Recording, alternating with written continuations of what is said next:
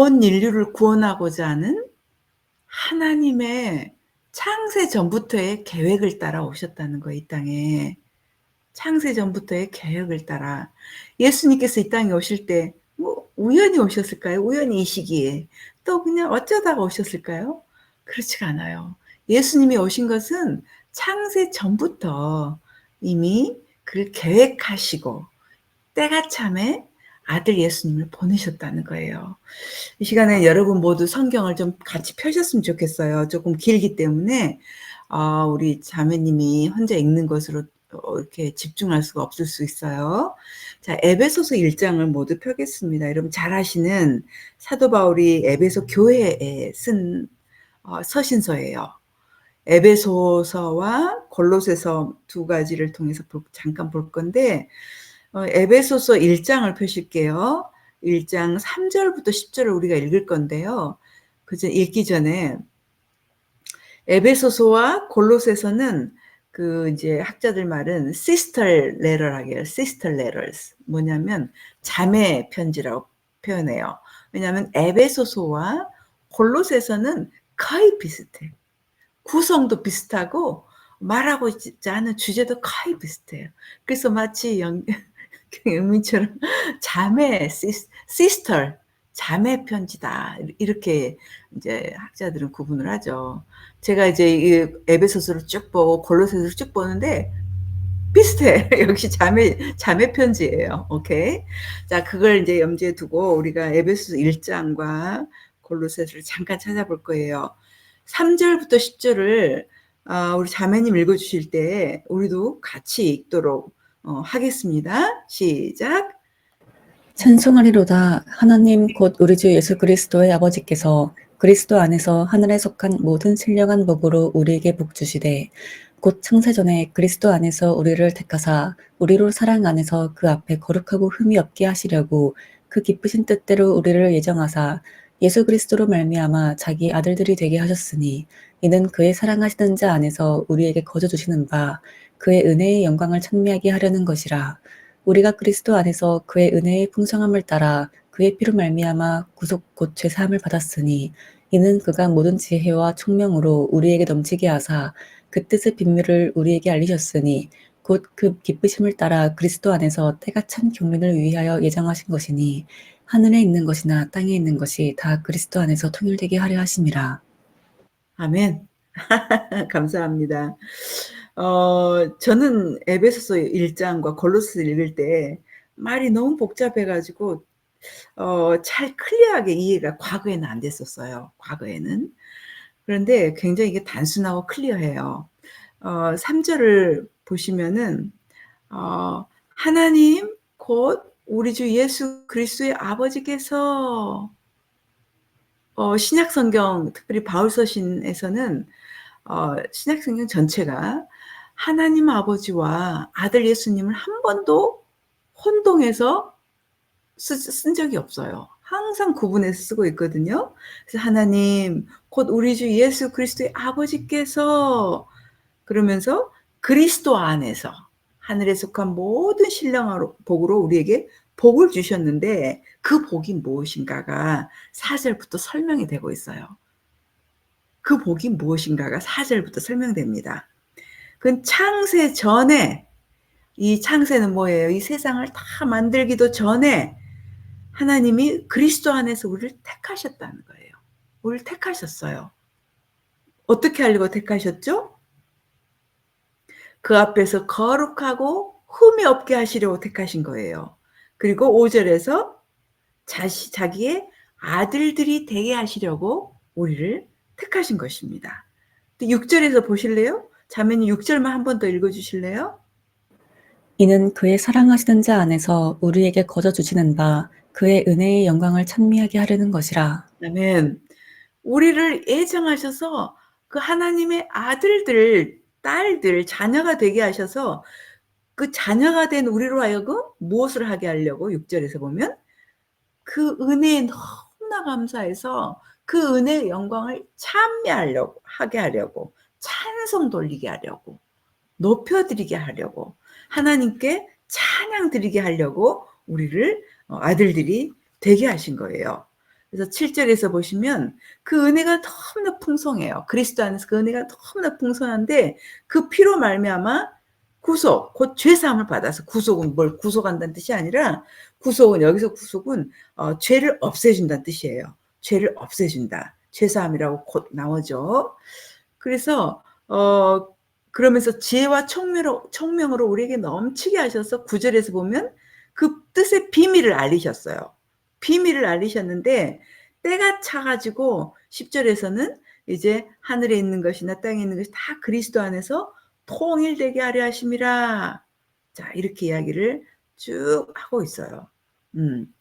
자, 복잡하지 않게 제가 딱 한마디로 요약을 하면 이런 의미예요. 하나님이 사람을 창조하셨어요. 창조하실 때 자유의지를 주셨거든요. 자유의지가 뭐예요? 하나님 수준의 자유의지예요. 하나님도 이걸 또 선택할 수 있고 저걸 선택할 수 있어요. 자신의 자유의지로. 그것과 동일한 자유의지를 우리에게 주셨거든요. 우리도 역시 이걸 선택할 수도 있고 저걸 선택할 수도 있는 자유의지를 주신 거예요.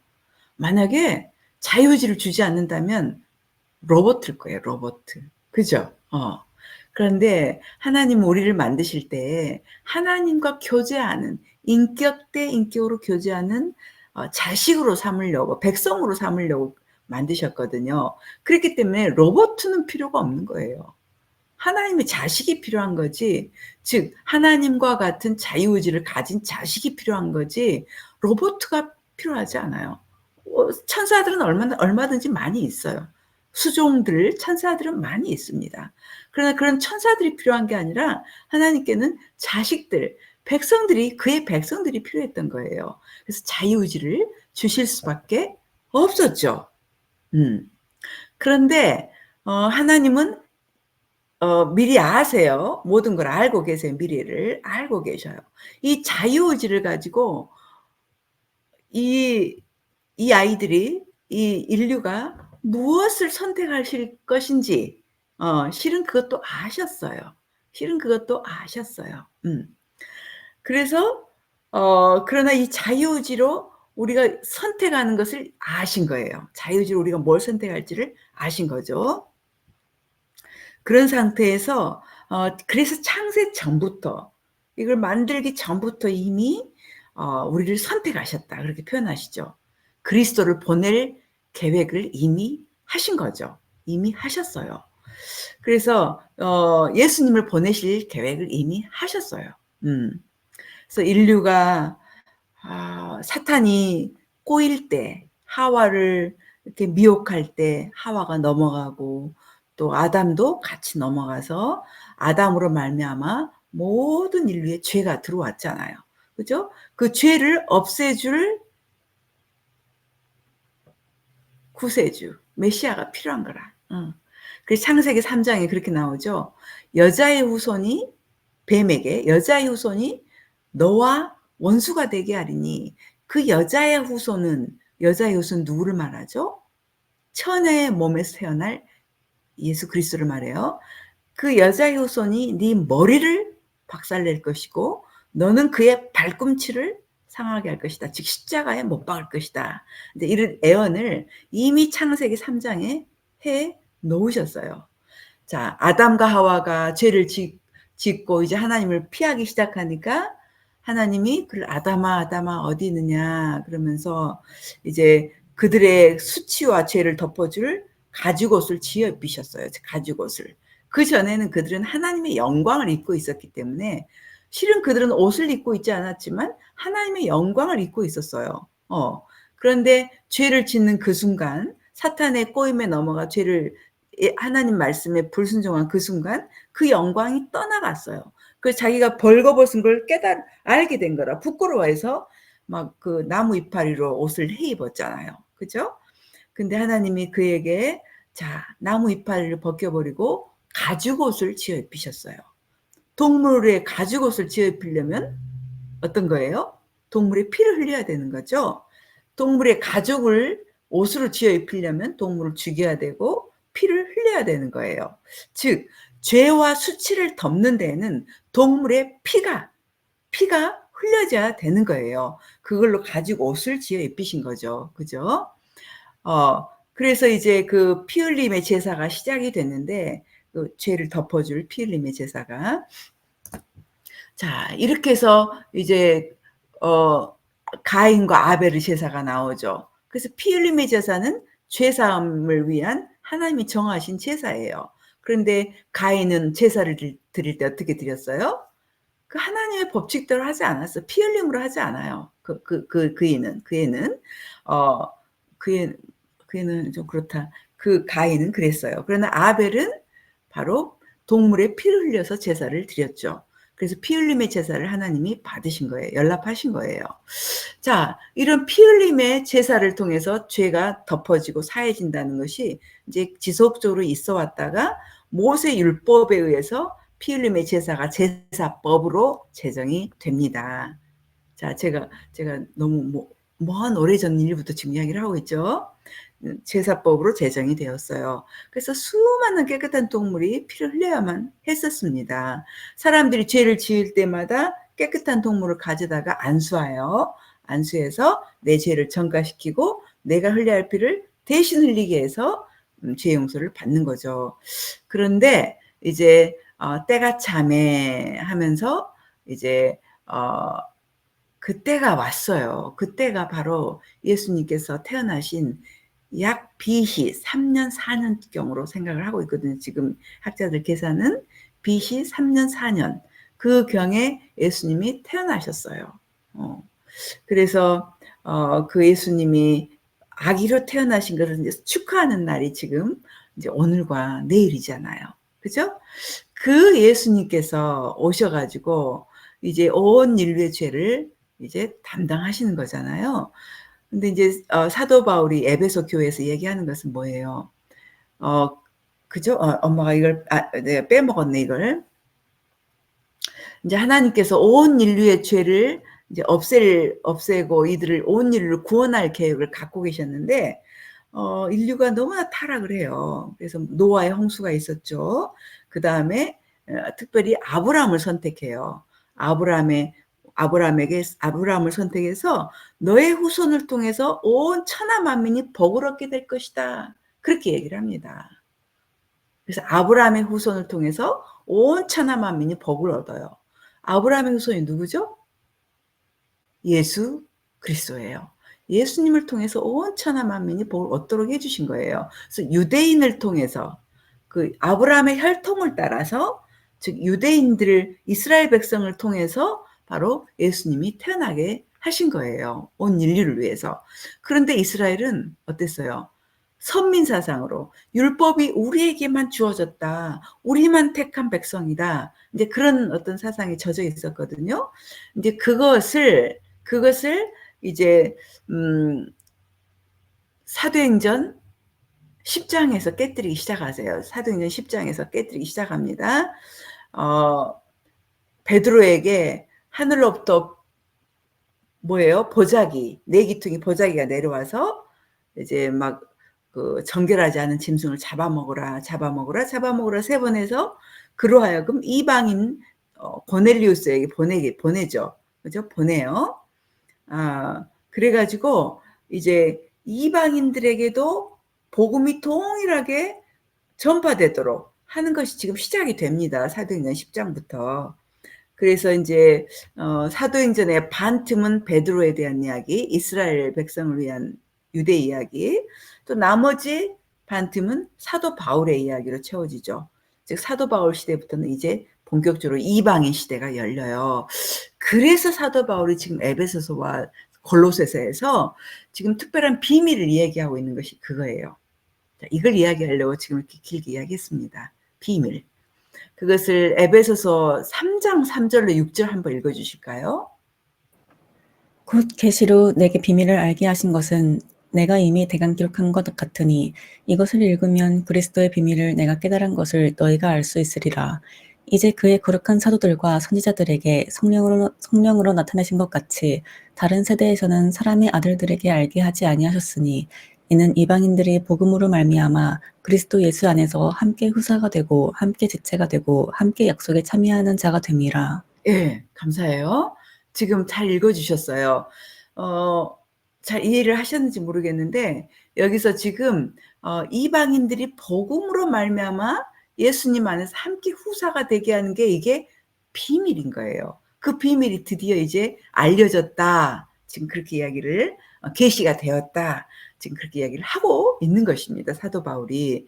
자, 이 복음은 이스라엘 백성들을 위해서만이 아니라 이방인들을 위한 복음도 된다. 지금 이 비밀이 계시되었다고 이야기를 하고 있는 것입니다. 그래서 그리스도 안에서 유대인과 이방인이 하나가 됐다. 바로 교회로서 하나가 됐다. 지금 그 이야기를 쭉 하고 있는 거예요. 골로새서 1장 여러분 가능하시면 펴보실래요? 골로새서 1장 26절부터 27절입니다.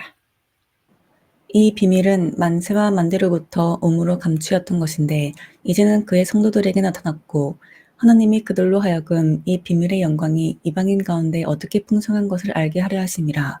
이 비밀은 너희 안에 계신 그리스도시니 곧 영광의 소망이니라. 그죠? 자, 여기서 골로새서도 똑같이 시스터 자매 서신이라고 그랬죠? 그래서 똑같이 이야기를 하고 있는 거예요. 이 비밀의 영광이 이방인 가운데 드러난 거예요. 이 비밀은 바로 너희 안에 계신 그리스도니. 자, 에베소 교회 이방인 교회입니다. 골로새 교회 이방인 교회예요. 자, 이방인 교회들에게도 이 복음이 동일하게 계시가 되었다. 이것이 바로 이 그리스도가 계시가 되었다. 이것이 바로 하나님의 비밀이다. 그렇게 지금 사도 바울이 변증을 하고 있는 것입니다. 자, 보세요. 10계명을 포함한 제사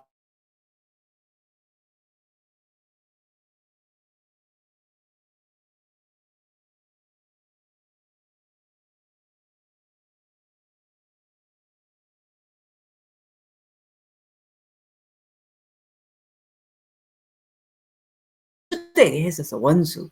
그런데 그 원수되게 한 율법이 폐해졌기 때문에 이제 너희는 하나다. 그리스도 안에서 하나다. 이것을 계속적으로 에베소서와 골로새서에서 변증을 하고 있는 거예요. 요점은 바로 예수 그리스도가 바로 창세 전부터 하나님께서 가지고 계셨던 비밀이라는 거예요. 이 비밀이 바로 이 땅에 나올 수 있도록 아브라함을 선택했죠. 근데 아브라함을 통해서 메시아 예수께서 나셨어요. 근데 이 메시아 예수는 유대인들과 이스라엘 백성뿐 아니라 온 인류를 위한, 이방인을 포함하여 온 인류를 위한 바로 하나님의 비밀이다. 준비하셨던 비밀이다. 인류 구원을 위한 비밀이다. 지금 이것을 사도 바울이 그 서신서들에게서 쭉 이야기를 지금 하고 있는 것입니다. 여러분, 그래서 예수께서 이 땅에 오신 것은 온 인류를 다시 한번 구원하고자 했던 하나님 아버지의 그 계획 속에서 드디어 때가 참에 그 아들 예수님을 이 땅에 보내신 거예요.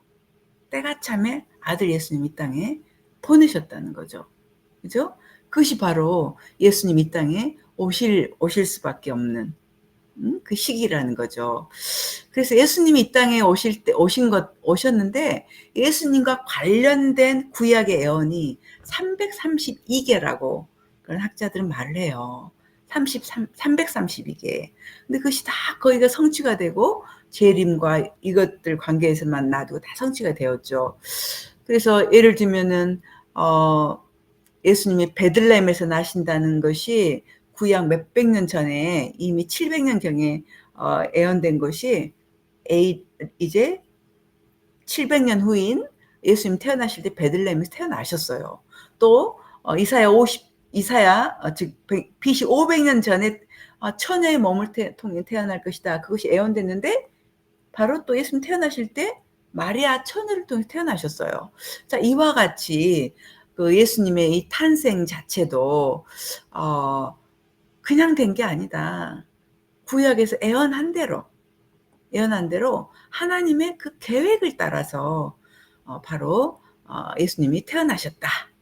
이걸 지금 말씀을 드리고 싶은 거예요. 그래서 예수님이 이 땅에 태어나신 것은 창세 전부터의 하나님의 계획이다. 하나님의 숨겨진 병기, 숨겨진 인류 구원의 계획이었다. 그 계획을 따라 그 시기에 때가 참에 이 땅에 오신 것이다. 그죠? 자, 두 번째로 이 땅에 오신 목적은 무엇인가? 빌립보서 2장 6절로 7절입니다. 잘 아시는 구절이지만 한번 잘 들어보시기 바랍니다. 그는 근본 하나님의 본체시나 하나님과 동등됨을 취할 것으로 여기지 아니하시고 오히려 자기를 비워 종의 형체를 가져 사람들과 같이 되었고 11절까지. 사람의 모양으로 나타내셨음에 자기를 낮추시고 죽기까지 복종하셨으니 곧 십자가의 죽으심이라.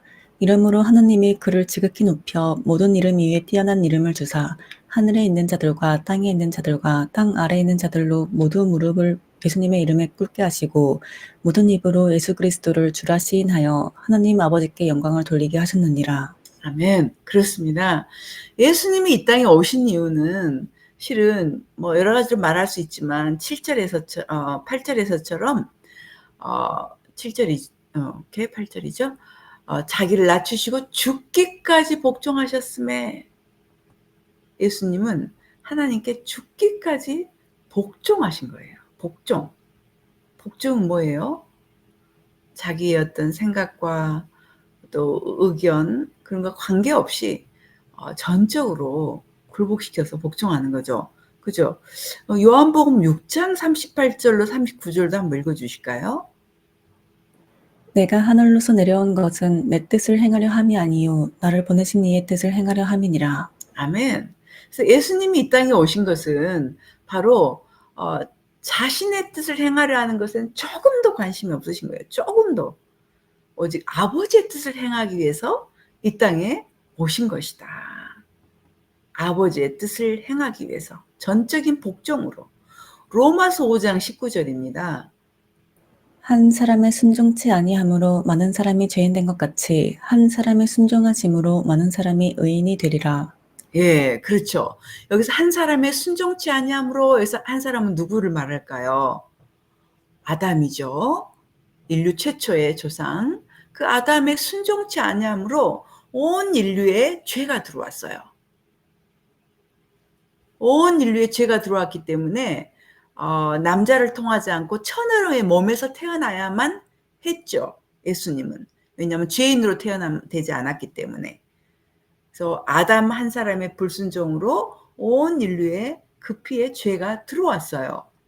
그랬기 때문에 남자와 여자의 결합을 통해서 태어나면은 예수님이 안 됐던 거예요.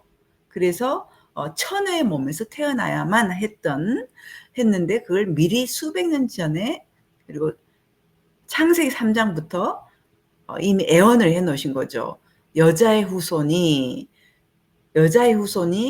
너를 짓밟으리라, 원수를 밟으리라, 머리를 깨뜨리리라 하고 이미 여자의 후손, 즉 처녀의 몸에서 날 것을 이미 애언을 하셨어요. 창세 때부터. 그대로 애언대로 처녀의 몸에서 태어난 거죠. 그죠? 한 사람의 불순종으로 인해서. 그럼 한 사람의 순종으로 많은 사람이 의인이 됐다. 여기서 한 사람은 누구를 말할까요? 순종하신 한 사람은 누구를 말할까요? 예수님이시죠. 예수님은 이 땅에 태어나기 전에는 삼위 하나님으로서 하늘에 계셨어요. 그래서 아버지 하나님과의 그 교제 가운데 창세 때부터 창조도 같이 창조를 하셨고요. 모든 구약에도 예수님이 종종 나오세요. 예수란 이름으로 나오진 않지만 그 어떤 특별한 천사라는 이름으로 또는 어떤 특별한 이름으로 몇 번 등장하세요. 구약에도 예수님이. 그런데 이제는 이제 아기로 태어나시죠. 이제 아기로 복종함으로 이 땅에 태어나십니다. 그래서 많은 사람을 의인이 되게 하시는 거죠. 자, 두 번째 이유는 하나님께 대한 복종이었어요. 복종. 자, 세 번째 이유입니다. 어떻게 보면 이게 가장 중요한 이유예요. 예수님 이 땅에 오신 가장 중요한 이유. 예수께서는 이 땅에 이렇게 되기 위해서 오셨어요. 자, 말씀 먼저 보겠습니다. 사도행전 2장 36절을 먼저 읽어주실까요? 그런즉 이스라엘 온 집이 정령할지니 너희가 십자가에 못 박은 이 예수를 하느님이 주와 그리스도가 되게 하셨느니라 하니라. 아멘. 그렇습니다. 자, 짧지만 이 구절 하나가 신구약 전체를 흔들어요. 신구약 전체를. 굉장히 중요한 구절이죠. 자, 이 구절로 딱 요약을 했기 때문에 중요해요. 자, 이스라엘 온 집이 정령할지니 너희가 십자가에 못 박은 이 예수를 하나님이 무엇과 무엇이 되게 하셨다 그랬습니까? 하나님이 주와 그리스도가 되게 하셨다. 예수님께서 이 땅에 오신 목적은, 이유는, 가장 큰 이유는 주와 그리스도가 되시기 위함이셨어요. 왜요? 왜 그럴까요? 21절입니다. 사도행전 2장 21절입니다. 누구든지 주의 이름을 부르는 자는 구원을 얻으리라 하였느니라. 그렇습니다. 바로 인류의 구원을 위해서, 인류가 구원을 얻도록 하시기 위해서 이 땅에 주와 그리스도로 오셨어요. 이 예수님의 이름을 믿음으로 부르는 자는 구원을 받아요. 예수의 이름은 뭐예요? 주님과 그리스도예요. 우리가 보통 성경은 주 예수 그리스도 또는 그리스도 예수 주 또는 뭐 이렇게 부르잖아요. 근데 여러분 잘 알다시피 예수라는 이름은 뭐 해정 또는 뭐 정부 이런 이름을 말해요. 이름. 그냥 이 세상에서 그 사회 가운데 동네 가운데 불리우는 이름을 말해요. 종종 제가 이야기를 하지만 멕시코에 어떤 사람이 딱 코너에 서서 예수 한번 불러보세요. 예수야 불러보세요. 그럼 약 40명에서 50명의 사람들이 우르르 나온대요. 나 불렀어? 나 불렀어? 이렇게. 그래서 이 예수라는 이름은 이 땅에서 물론 천사를 통해서 지어졌어요. 이 땅에서 불리운 이름이고요. 인류가, 여러분이 또 제가 구원받기 위해서 믿어야 될 이름은, 예수의 이름은 주님과 그리스도예요. 설명드렸죠. 주와 그리스도다. 그래서 바로 우리가 믿어야 될 이름 바로 그리스도와 주님이세요. 예수께서 그리스도라는 의미가 뭐예요? 예수께서 그리스도라는 의미는 잘 들어보시기 바랍니다. 디모데전서 1장 15절이에요. 이쁘다 모든 사람을 받을 만한 이 말이여 그리스도 예수께서 죄인을 구원하시려고 세상에 임하셨다 하였도다. 죄인 중에 내가 괴순이라. 그렇습니다. 그리스도라는 말은 구원자란 뜻이에요. 구원자 또는 메시아란 뜻이거든. 똑같은 말이에요. 그래서 그리스도란 말은 바로 메시아, 구원자인데 예수께서 어떻게 해서 그리스도가 되셨습니까? 여러분? 누가 물어보면 어떻게 대답하시겠어요? 예수께서는 어떻게 해서 그리스도가 되셨는가? 바로 피 흘림으로 그리스도가 되셨어요. 왜냐하면 죄를 없애려면, 죄를 없애고 구원하시려면 죄를 없애야 되는데 죄는 피 흘림이 없으면 죄 사함이 없어요. 피의 생명이 있기 때문에. 그죠? 그래서 바로 예수께서 이 땅에 오신 이유는 바로 그 피를 흘리기 위해서 오신 거예요. 피를. 하나님은 영이시기 때문에 이런 육신이 없잖아요. 피와 살이 없잖아요. 그래서 구원자가 되실 수가 없잖아요. 그래서 예수님께서 이 땅에 태어나신 이유, 그 이유는 바로 피를 흘리기 위해서 육신을 입고 오신 거예요. 육신을 피를 흘리기 위해서. 그래서 그리스도가 되기 위해서 오신 거예요. 그래서 그가 피 흘리심으로 온 인류를 위해 영원한 속죄를 이루어 놓으셨죠. 그런데 그 십자가에서 피를 완전히 쏟으시고 죽으심으로 그리스도가 되실 뿐 아니라 그는 부활하셨어요. 부활하셔서 어떻게 되신 거죠?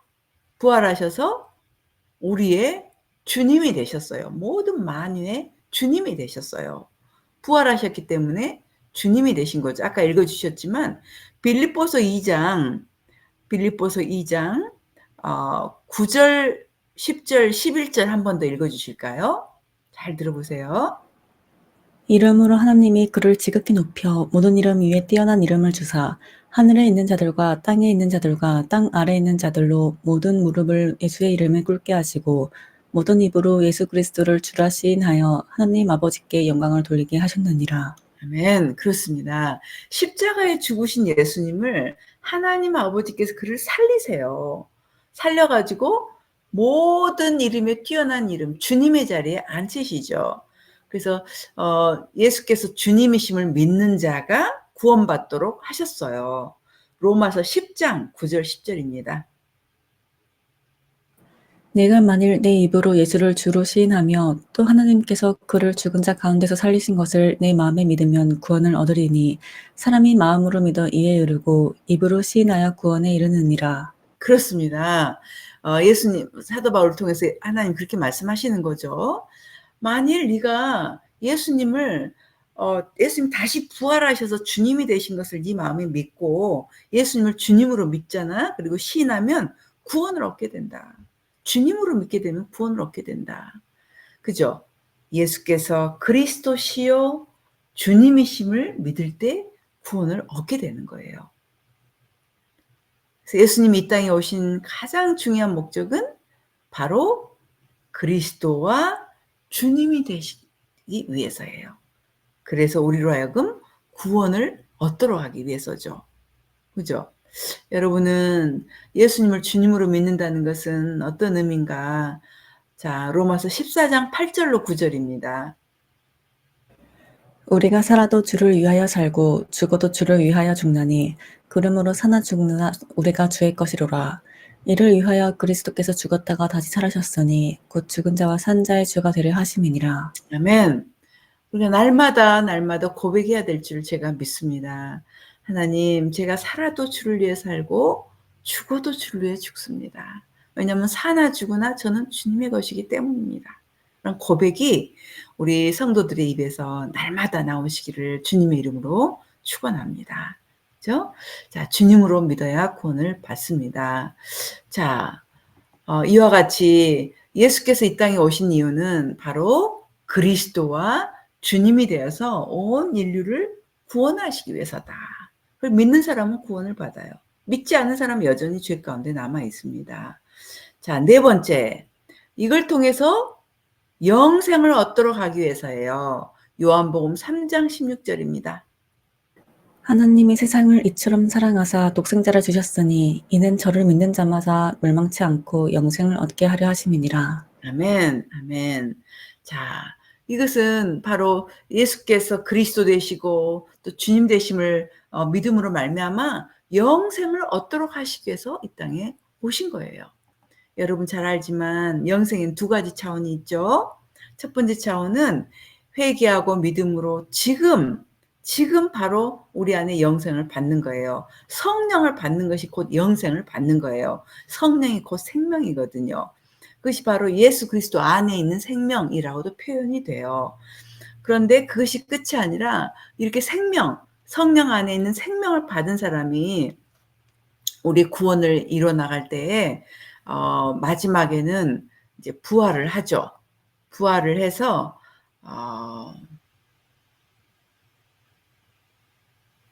부활을 합니다. 제가 왜 머뭇거리냐면 이 부활을 이번 주 동안에 공부를 하는데 얼마나 어렵던지 제가 오 마이 갓 며칠을 아주 끙끙 앓았습니다. 근데 요한복음 6장에서 이 요한복음 6장 한 장에서만 해서 내가 너를 다시 살리리라 이것이 4번이나 나와요. 한번 들어보시겠어요? 39절, 40절, 44절, 54절입니다. 나를 보내신 이의 뜻을 행하려 함이니라. 나를 보내신 이의 뜻은 내게 주신 자 중에 내가 하나도 잃어버리지 아니하고 마지막 날에 다시 살리는 이것이니라. 내 아버지의 뜻은 한 아들을 보고 믿는 자마다 영생을 얻는 이것이니 마지막 날에 내가 이를 다시 살리리라 하시니라. 나를 보내신 아버지께서 이끌지 아니하면 아무라도 내게 올 수 없으니 오는 그를 내가 마지막 날에 다시 살리리라. 내 살을 먹고 내 피를 마시는 자는 영생을 가졌고 마지막 날에 내가 그를 다시 살리리라. 와우. 아멘. 예수님의 목표 중에 하나는 우리를 다시 살리는 거예요. 이렇게 여러 번 지금 한 장에서만 반복을 하고 있거든요. 놀랍게도 부활에는 두 가지 종류의 부활이 있었습니다. 예수님이 재림하실 때 있는 첫째 부활. 이건 천년왕국 들어가기 전에 첫째 부활이에요. 두 번째 부활은 천년왕국 후에 끝났을 때 이제 마지막 심판 때의 부활이에요. 이 부활 두 가지 종류가 완전히 달라요. 첫째 부활은 믿는 자들만 부활해. 이거는 믿는 자들만 심판하는 그 심판 후에 부활이 있어요. 믿는 자들을 심판하는 심판이 있고 그리고 부활이 있습니다. 그리고 두 번째 부활은 믿는 자든지 안 믿는 자든지 모든 죽었던 자가 부활하는 거예요. 이거는 마지막 심판을 받고 부활합니다. 하나는 생명의 부활로, 하나는 심판의 부활로 부활합니다. 자, 이렇게 이제 두 가지 종류의 부활이 있는데 예수님의 목표는 우리를 모두 생명의 부활로 이끄는 것이 그의 목표예요. 그걸 위해서 이 땅에 오셨다고 말씀을 하고 계십니다. 제가 이제 부룬디를 갔다 와서 기회가 되면 부활에 대해서 우리 성도님들과 다시 한번 조금 더 정확하게 나누기를 원합니다. 자, 마지막 다섯 번째 예수님이 이 땅에 오신 목적을 요한복음 10장 10절은 이렇게 표현합니다. 도적이 오는 것은 도적질하고 죽이고 멸망시키려는 것뿐이요 내가 온 것은 양으로 생명을 얻게 하고 더 풍성히 얻게 하려는 것이라. 와우. 지금 예수님께서 내가 온 것은 양으로 생명을 얻게 하는 거다. 이거 영생을 말해요. 영생을 얻게 하고 더 풍성히 얻게 하려는 것이다. 이렇게 이야기를 하고 있습니다. 그런데 도적이 오는 것과 지금 대조를 시키고 있어요. 도적이 오는 것은 도적질하고 죽이고 멸망시키는 것이다. 그러나 내가 온 것은 생명을 얻게 하고 더 풍성히 얻게 하려는 것이다. 여러분, 여기서 도적이 누구를 말할까요? 도적은 누구를 말할까요? 사탄? 마귀죠. 마귀. 사탄이 온 것은 빼앗는 거야. 도둑질하는 것이 그의 목표예요. 이 땅에 온 것은 도둑질하는 거예요. 건강을 도둑질해요. 재물을 도둑질하고 생명을 도둑질하고 기쁨을 도둑질하고 평안을 도둑질해요. 그 사탄은 도둑이에요. 그리고 또 죽이고 또 궁극적으로는 지옥에 끌고 가는 거예요. 자기가 가는 지옥에 하나님은 사람을 위해서 지옥을 만들지 않았어요. 마귀와 그 타락한 천사들, 귀신들을 위해서 만들었는데 거기에 우리 인류를 지금 데려가려고 싸우고 있어요. 사단이. 마귀들이 지금 귀신들이 싸우고 있는 거예요. 데리고 가려고 지옥으로. 도적질하고 죽이고 멸망시키려고 도적은 온 것입니다. 그러나 예수님이 오신 것은 완전히 반대예요. 완전히 반대예요. 어떻게 반대입니까? 어떻게 반대입니까? 사도행전 10장 38절 먼저 읽어주실까요? 하나님이 나사렛 예수에게 성령과 능력을 기름 붓듯 하셨음에 저가 두루 다니시며 착한 일을 행하시고 마귀에게 눌린 모든 자를 고치셨으니 이는 하나님이 함께 하셨습니다. 아멘. 하나님이 나사렛 예수에게 성령과 능력을 기름 붓듯 하셔서 그가 하신 일이 무엇인가? 두루 다니시면서 착한 일을 행하시고 마귀에게 눌린 모든 자를 고치셨으니 이것이 바로 예수께서 이 땅에서 하신 사역의 한 단면을 보여주고 있어요. 그가 이 땅에 오신 것은 우리로 하여금 자유를 얻게 하게 하시며 생명을 주시고 더 풍성하도록 마귀하고 완전히 반대돼. 마귀는 질병을 갖다 주면 예수님은 질병을 고치셨어요. 마귀는 이걸 도둑질해 가면 예수님은 그걸 되찾아 주셔요. 마귀는 고통을 귀신 들리게 하고 간질을 일으키면 예수님은 귀신을 쫓아내시고 간질을 치료하세요. 반대되는 일을 그렇게 하셨습니다. 어떤 사람은 질병을 하나님이 준다라고 표현하는데 그 하나님이 아니고 마귀죠. 마귀. 모든 질병, 모든 고통 마귀에게서 옵니다. 그러나 이제 여러분도 아시겠지만 마귀는 우리 자유지로 우리가 그와 코아퍼레이트 할 때 동의해 주고 그의 거짓말에 동의해 주고 그걸 받아들이고 그걸 믿고 그럴 때 우리한테 그렇게 질병을 주고 어려움을 주고 하는 그런 권한을 그 애들이 얻어요. 우리가 거기에 동의하지 않는 한 그 애들은 권한이 없습니다. 지금. 왜요? 예수께서 십자가에서 그 애들을 완전히 무장해제 시켜버렸기 때문에 권리가 없어요. 값을 지불해버렸기 때문에 권리가 없는 거예요. 여러분, 그 예수께서 우리를 죄를 위한 대속 제물이 되셨다 그랬는데 속죄 제물이 되셨다, 대속 제물이 되셨다. 이제 그런 말의 의미를 혹시 아세요?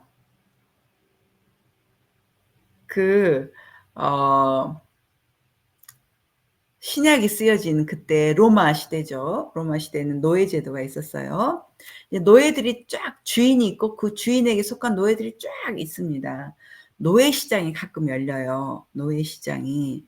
노예 시장에서 이렇게 주인들이 노예를 사고 주고 팔려고 노예들을 데리고 온단 말입니다. 그러면 무대 쪽에 자기가 팔려고 한 노예를 잘 세워요. 그런데 누가 그 노예를 어떻게 합니까? 삽니까? 그 노예의 주인이 원하는 값을 지불하면 그 노예를 살 수가 있는 거예요. 풀어주게 되는 거예요. 그죠? 이게 바로 대속죄물, 속죄, 이런 의미가 그런 의미예요. 예수님께서 자신의 피로 우리를 노예로 삼고 있던 마귀들에게 값을 지불해버렸어요. 값을 지불해버려가지고 우리를 그의 노예 상태로부터 자유롭게 만들어버린 거예요. 자유롭게. 그래서 더 이상 마귀가 우리를 도적질할 권리가 없어요. 우리가 동의하지만 않는다면. 더 이상 우리를 막 죽이고 멸망시킬 권리가 없는 거예요. 그래서 우리가 동의하지 않는다면 그래서 그가 쓰는 속임수에 우리가 동의하지 않으면 됩니다. 그래서 제가 이제 마지막으로 말씀드리고 싶은 것은 마태복음 1장 21절을 마지막으로 오늘 말씀을 좀 마무리하고 싶습니다. 아들을 낳으리니 이름을 예수라 하라. 이는 그가 자기 백성을 저희 죄에서 구원할 자이심이라 하니라. 아멘. 자, 감사해요. 예수란 이름 자체도 백성을 그 죄에서, 죄의 형벌이 아니에요. 지금 여기서 죄로부터, 영어로 from이요. from sins. 죄로부터 건질 자다. 이 땅에 예수님께서 오신 중요한 목적 중에 하나는 우리를 죄로부터 건지기 위해서예요. 또 우리를 질병으로부터 건지기 위해서예요. 그리고 또 우리를 악한 영들로부터, 그들의 속박으로부터 건지기 위해서예요. 우리를 가난으로부터 건지기 위해서입니다. 이걸 한마디로 말하면 뭐예요? 자유케 하기 위해서예요. 자유. 우리를 자유케 하시려고 이 땅에 오신 거예요. 무엇으로부터의 자유죠? 죄로부터의 자유, 질병으로부터의 자유, 가난으로부터의 자유, 악한 영의 속박으로부터의 자유, 모든 종류의 저주로부터의 자유. 근데 이것을 예수님이 이 땅에 크리스마스처럼 오셔가지고 태어나셔서 그가 하신 일이 뭐예요? 그의 피를 쏟으심으로 이 노예 주인한테 노예상에게 값을 지불해버린 거예요. 지불을 해버렸어요. 그렇기 때문에 더 이상 우리가 죄에 매이지 않아도 돼요. 죄를 짓지 않아도 돼. 더 이상 우리가 아프지 않아도 돼요. 더 이상 우리가 가난할 필요가 없어요. 더 이상 우리가 악한 영들한테 속복당할 필요가 없어요. 꺼져. 그럼 걔들은 꺼져야 되는 거예요. 걔들이 예수 이름 하면 벌벌벌 떨어요. 벌벌벌 떨 사람은 우리가 아니라 악한 영들이에요. 아시겠죠? 그리고 또 더 이상 우리는 어떤 저주로부터 매일 필요가 없는 것입니다. 자, 예수께서 이 땅에 오신 것은 생명을 얻게 하고 더 풍성히 얻게 하려는 것이라. 5가지 목적만 제가 오늘 이야기를 드렸어요. 자, 첫 번째가 무엇이었습니까? 예수님이 이 땅에 오신 것은 갑자기 오신 게 아니에요. 창세 전부터의 하나님의 계획을 따라 오셨어요.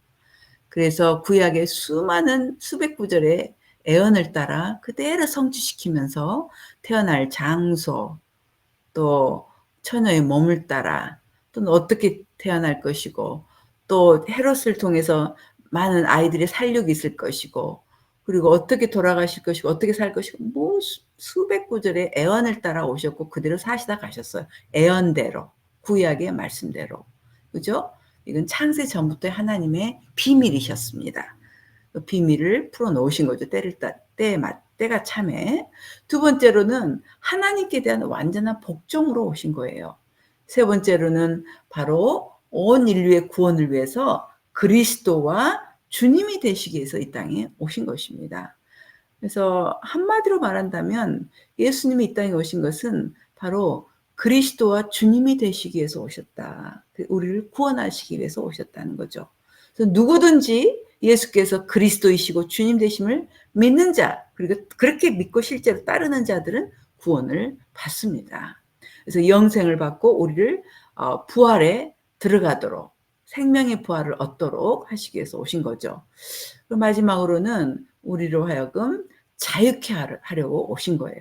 죄로부터의 자유, 질병으로부터의 자유, 악한 영들과로부터의 자유, 가난으로부터의 자유를 위해서 이 땅에 오신 것입니다.